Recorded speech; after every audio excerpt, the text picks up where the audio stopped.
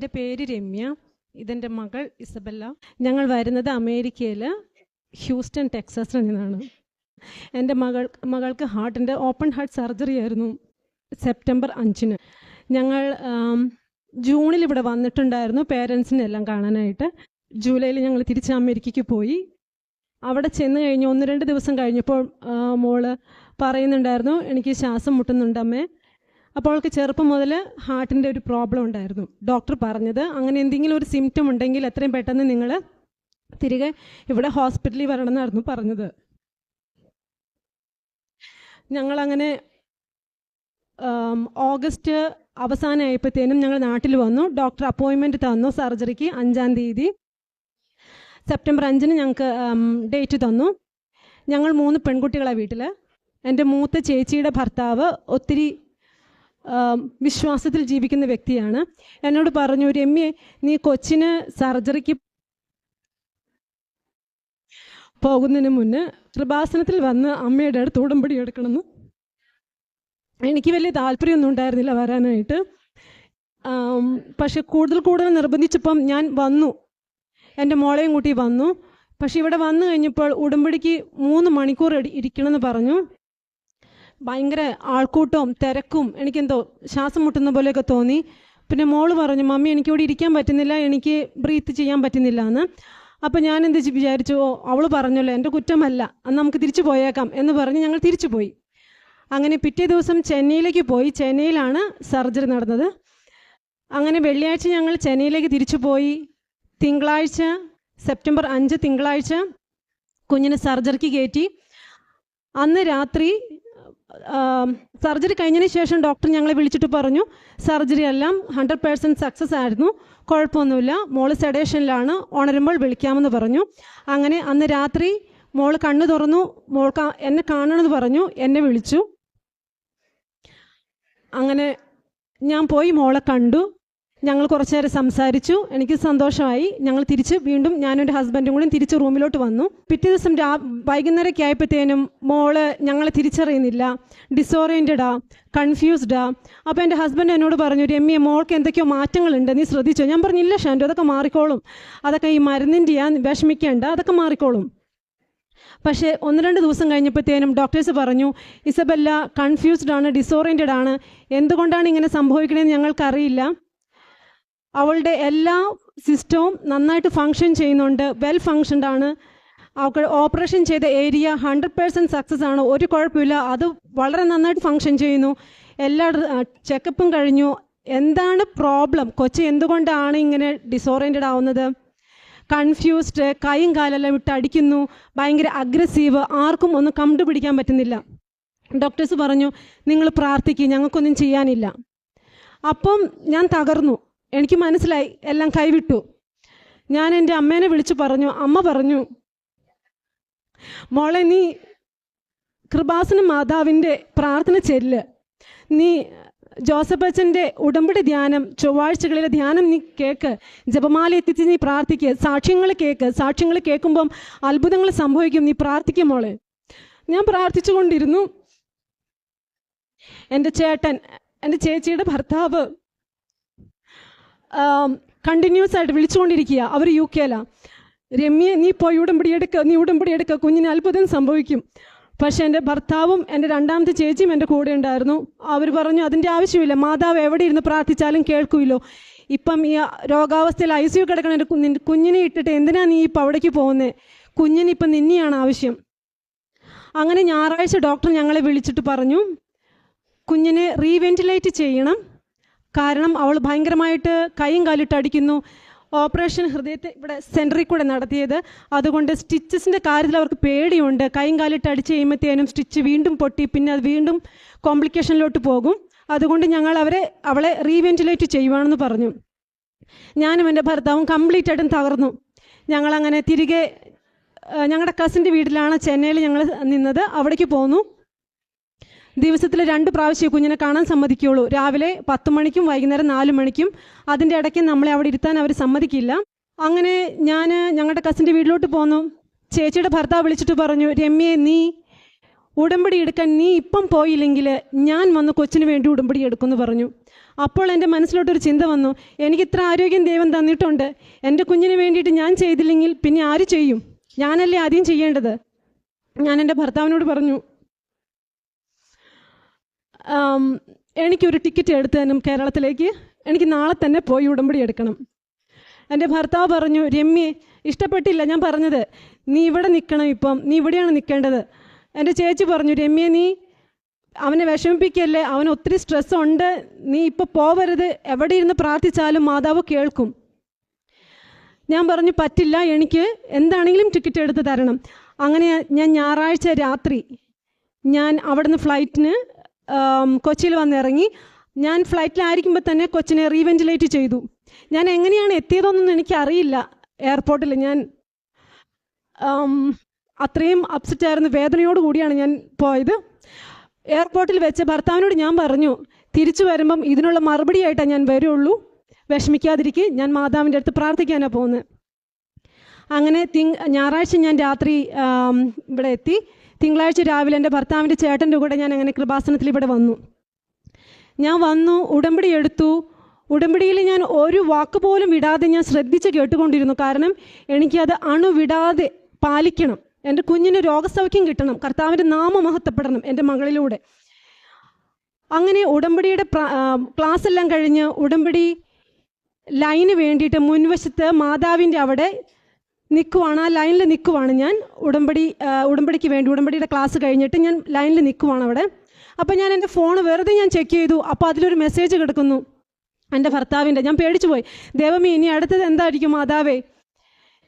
അത് വേറെ ഒന്നും ആയിരുന്നില്ല, ഇങ്ങനെയായിരുന്നു മെസ്സേജ്. രമ്യയെ നമ്മുടെ മോള് കണ്ണ് തുറന്നു, എന്നെ നോക്കി, ഡാഡിയാണെന്ന് പറഞ്ഞപ്പോൾ അവൾ എന്നെ കണ്ണിലോട്ട് നോക്കി, എൻ്റെ കയ്യിൽ മുറുക്കി പിടിച്ചു, കാലനക്കി, കൈയനക്കി, പറയുന്ന കമാൻഡ്മെൻറ്റ്സ് എല്ലാം അവൾ ഫോളോ ചെയ്യുന്നു.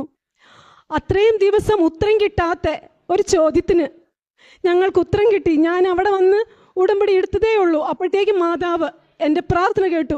മാതാവിനോട് ഞാൻ ഇങ്ങനെയാണ് ഞാൻ പ്രാർത്ഥിച്ചത്, അമ്മ മാതാവേ, അമ്മയുടെ മകൻ കുരിശേ കിടന്ന് മരിച്ചപ്പോൾ അമ്മ ചിന്തിയ വേദനയോടുകൂടി, അമ്മ അനുഭവിച്ച വേദനയോടുകൂടി എൻ്റെ വേദനയും കൂടി ചേർത്ത് നിൻ്റെ മകനോട് എനിക്ക് വേണ്ടി, എൻ്റെ മകൾക്ക് വേണ്ടി നീ പ്രാർത്ഥിക്കണം കേട്ടോ. ഞാൻ ഇങ്ങനെയാണ് പ്രാർത്ഥിച്ചത്. പക്ഷെ അമ്മ എനിക്ക് അപ്പം തന്നെ മറുപടി തന്നു, എൻ്റെ മോൾ കണ്ണു തുറന്നു. അങ്ങനെ ഞാൻ തിരിച്ച് ചെന്നൈക്ക് പോയി രാത്രിയാണ് ഞാൻ ചെന്നത്. പിറ്റേ ദിവസം ഞാൻ മോളെ കാണാനായിട്ട് ഞാൻ പോവുകയാണ്, ICUലേക്ക് കയറുവാണ്. അപ്പോൾ എനിക്ക് ഉടമ്പടി തൈലം കയ്യിൽ കൊണ്ടുപോകണമെന്ന് ഭയങ്കര ആഗ്രഹം ഉണ്ടായിരുന്നു. ഞാൻ ഉടമ്പടി തൈലം ഇങ്ങനെ ബാഗിൽ നിന്ന് പുറത്തേക്ക് ഇറക്കിയപ്പോഴത്തേനും സെക്യൂരിറ്റി എന്നോട് പറഞ്ഞു, സാരില്ല മോളെ, നീ കൂടെ കരുതിക്കോ. എനിക്ക് അപ്പോൾ ഉണ്ടായ സന്തോഷം പറഞ്ഞറിയിക്കാൻ പറ്റുകയില്ല. ഞാൻ ഉടമ്പടി തൈലവുമായിട്ട് ഞാൻ ICUവിൻ്റെ ഉള്ളിലോട്ട് കയറിയപ്പോൾ കൃപാസനം മാതാവ് എൻ്റെ കൂടെ നടന്നു വരുന്നത് പോലെ എനിക്ക് തോന്നി. ഞാൻ ഒറ്റയ്ക്കല്ല നടക്കുന്നത്, മാതാവ് എൻ്റെ കൂടെ നടക്കുന്നു, ഒരാളും കൂടി മാതാവ് എൻ്റെ കൂടെ നടക്കുന്നു ICUവിലേക്ക്. ഇതാണ് എനിക്ക് ഫീൽ ചെയ്തത്. ഞാൻ ICUവിൻ്റെ ഉള്ളിൽ കയറി, ഞാൻ വിശ്വാസ പ്രമാണം ചൊല്ലി തൈലം കൊച്ചിൻ്റെ നെറ്റിയിൽ പൂശി. മോളോട് ഞാൻ പറഞ്ഞു, മോളെ നീ വിശ്വാസ പ്രമാണം മനസ്സിൽ ചെല്ല്. അവൾ അപ്പോഴും വെന്റിലേറ്ററിൽ തന്നെയാണ്, പക്ഷേ അവൾ വർത്താനം പറയുന്നുണ്ട്, സൗണ്ട് വളരെ നാരോയായിട്ട് കേൾക്കാൻ പറ്റുള്ളൂ, എന്നാലും നമുക്ക് മനസ്സിലാക്കാൻ പറ്റും. അവൾ ഭയങ്കര ഹാപ്പിയാണ്. അവളൊരു വെന്റിലേറ്ററിലായ ഒരു കൊച്ചിനെ പോലെയല്ല അവൾ എൻ്റെ അടുത്ത് ബിഹേവ് ചെയ്തത്. വളരെ നോർമലായിട്ട്, അവൾ എങ്ങനെയാണോ സർജറിക്ക് കയറിപ്പോയത് അതുപോലെ അത്രയും സ്മാർട്ടായിട്ട് അവൾ എൻ്റെ അടുത്ത് സംസാരിച്ചുകൊണ്ടിരുന്നത്. അവളും ചൊല്ലി. അത് കഴിഞ്ഞ് ഞാൻ സന്തോഷത്തോടുകൂടി തിരിച്ച് ഞാൻ പോന്നു. റൂമിലെത്തി. എനിക്ക് ഭയങ്കര ക്ഷീണമായിരുന്നു. എനിക്ക് പല ദിവസങ്ങളിൽ എനിക്ക് ഉറങ്ങാൻ പറ്റിയിട്ടുണ്ടായിരുന്നില്ല, ഉറക്കക്ഷീണമായിരുന്നു എനിക്ക്. ഞാൻ കുളിച്ച് ജപമാല കയ്യിലെടുത്ത് ഞാൻ എൻ്റെ ഭർത്താവിനോട് പറഞ്ഞു, വൈകുന്നേരത്തെ വിസിറ്റിങ്ങിന് നിങ്ങൾ പോയാൽ മതി, ഞാൻ വരുന്നില്ല, ഞാൻ ഇവിടെ ഇരുന്ന് എൻ്റെ മോൾക്ക് വേണ്ടി പ്രാർത്ഥിച്ചോളാം, അവൾക്ക് പ്രാർത്ഥനയാണ് ഇപ്പോൾ ആവശ്യം, ഞാൻ പ്രാർത്ഥിച്ചോളാം, ഞാൻ വരുന്നില്ല. ഞാൻ അങ്ങനെ ജപമാല കയ്യിലെടുത്ത് പ്രാർത്ഥിച്ച് എപ്പോഴോ ഞാൻ ഉറങ്ങിപ്പോയി, എപ്പോഴോ ഞാൻ മയക്കത്തിലേക്ക് പോയി. പെട്ടെന്ന് വലിയൊരു ഇടിവെട്ട് പോലെ എൻ്റെ ഇടത് ഭാഗത്ത് എനിക്ക് അനുഭവപ്പെട്ടു. ഒരു ഫ്രാക്ഷൻ ഓഫ് സെക്കൻഡ് മാത്രം ഉണ്ടായിരുന്നുള്ളൂ. ഭയങ്കര പെയിൻഫുള്ളായിട്ട് ഭയങ്കര ഒരു ഇടിവാൾ പോലെ. ഞാൻ പെട്ടെന്ന് കണ്ണു തുറന്നു. ചാരക്കളറുള്ള കൃപാസനം മാതാവ് ഒരാളുടെ പൊക്കത്തിനേക്കാളും കൂടുതലായിട്ട് എൻ്റെ ഇടതുവശത്ത് നിൽക്കുന്നത് പോലെ എനിക്ക് ഫീൽ ചെയ്തു. ഞാൻ ചാടി എണീറ്റു, ഞാൻ പ്രാർത്ഥിച്ചു. ഞാൻ പല സാക്ഷ്യങ്ങളിലും ഞാൻ കേട്ടിട്ടുള്ളൂ, കറണ്ട് പാസ് ചെയ്യുന്നത് പോലെ, ഇടിവെട്ട് പോലെ നിങ്ങളിലേക്ക് കർത്താവിൻ്റെ അനുഭവം ഉണ്ടാകുന്നു. പക്ഷേ അത് എനിക്കും ഉണ്ടായി. അതെ, ഞാൻ പൂർണ്ണമായിട്ടും വിശ്വസിക്കുന്നു അത് ദൈവത്തിൻ്റെ അനുഭവം തന്നെയാണ്.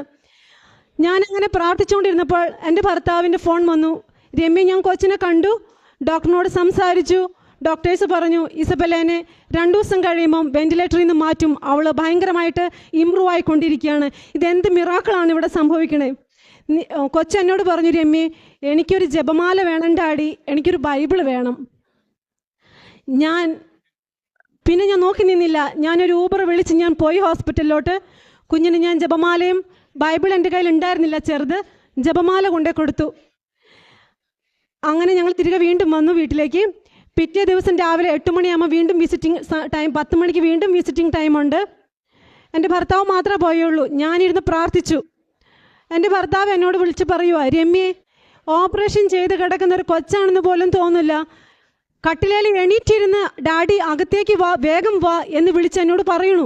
ആ വെന്റിലേറ്റർ അവളുടെ വായിലുണ്ടെങ്കിൽ പോലും, ആ ട്യൂബെല്ലാം ഉണ്ടെങ്കിൽ പോലും അവളുടെ സൗണ്ട് നോർമലായിട്ടുള്ള ആൾക്കാരെ പോലെ മിടുക്കിയായിട്ട് കട്ടിലേൽ എണീറ്റിരുന്നു എൻ്റെ ഹസ്ബൻഡിനോട് സംസാരിക്കണു. ഡോക്ടേഴ്സ് പറഞ്ഞു 1 മണിക്കൂറിനകം അവളെ വെന്റിലേറ്ററിൽ നിന്ന് മാറ്റും. ഞാൻ പാഞ്ഞു ചെന്നു. കൊച്ചിനെ വെന്റിലേറ്ററിൽ നിന്ന് മാറ്റി, ഒരു കുഴപ്പമില്ല. ഞാൻ കയറി കണ്ടു. അപ്പോൾ ഡോക്ടർ പറഞ്ഞു ഇതെന്ത് മിറാക്കിളാണ് സംഭവിക്കണേ, അവൾ ഭയങ്കര മിറാക്കിൾ ബേബിയാ, ഇതെന്താ സംഭവിക്കണേ ഇവിടെ. ഞാൻ പറഞ്ഞു ഇത് വേറെ ഒന്നുമല്ല, ഇത് കൃപാസനം മാതാവിൻ്റെ അത്ഭുതമാണ്. ഇത് എൻ്റെ കയ്യിൽ ജപമാല ഞാൻ എപ്പോഴും കൊണ്ട് നടക്കുന്നുണ്ടായിരുന്നു. ഞാൻ ഡോക്ടറെ കാണിച്ചു. ഈ മാതാവിൻ്റെ അനുഗ്രഹമാണ് എൻ്റെ മകളിൽ ഇപ്പോൾ കാണാനുണ്ടായത്. അങ്ങനെ എല്ലാവർക്കും സന്തോഷമായി. പിറ്റേ 2 ദിവസം കഴിഞ്ഞപ്പോൾ കൊച്ചിനെ റൂമിലോട്ട് ഷിഫ്റ്റ് ചെയ്തു. റൂമിലോട്ട് മാറ്റി കഴിഞ്ഞപ്പോൾ അവൾക്ക് ചെറിയൊരു പനി ഉണ്ടായിരുന്നു. അപ്പം ഞാൻ എൻ്റെ പ്രത്യക്ഷീകരണ പ്രാർത്ഥന ഞാൻ ഉടമ്പടി എടുത്ത പിറ്റേ ദിവസം മുതൽ ഞാൻ സ്റ്റാർട്ട് ചെയ്തായിരുന്നു. റൂമിലോട്ട് മാറ്റി കഴിഞ്ഞപ്പം ഞങ്ങളിൽ ഒരാൾ റൂമിൽ നിന്നേ പറ്റൂ.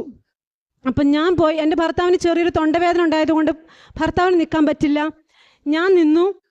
അപ്പോൾ എൻ്റെ ഉടമ്പടി പ്രാർത്ഥനയ്ക്ക് വേണ്ടിയിട്ട് ഞാൻ മെഴുകുതിരി കത്തിക്കുമ്പം മോൾക്ക് ബുദ്ധിമുട്ട്. അതിന് മുന്നൊരു കാര്യമുണ്ട്.